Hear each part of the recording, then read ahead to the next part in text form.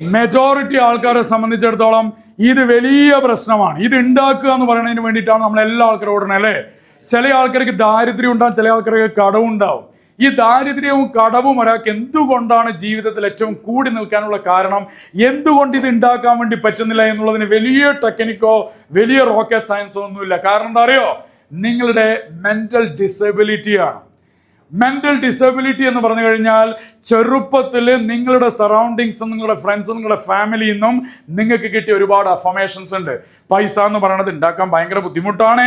പൈസയുള്ള പണക്കാർ ഭയങ്കര ട്രിക്കി പീപ്പിളാണ്, അവർ ഭയങ്കര പ്രശ്നക്കാരാണ്. നമുക്ക് ഇങ്ങനെയൊക്കെ ജീവിച്ചാൽ മതി, നമുക്ക് കുറച്ചൊക്കെ പൈസ ഉണ്ടായാൽ മതി, നമുക്കൊരു ജോലി കിട്ടിയിട്ട് കുറച്ച് പൈസയൊക്കെ ഉണ്ടാക്കിയാൽ മതി. അങ്ങനെ നമ്മളുടെ ബ്രെയിനിൽ നമ്മുടെ ചെറുപ്പ കാലഘട്ടങ്ങളിലും ഇപ്പോഴുള്ള കാലഘട്ടത്തിലും നിങ്ങൾക്ക് കിട്ടിയിരിക്കുന്ന ഒരുപാട് അഫർമേഷൻസ് ഉണ്ട്.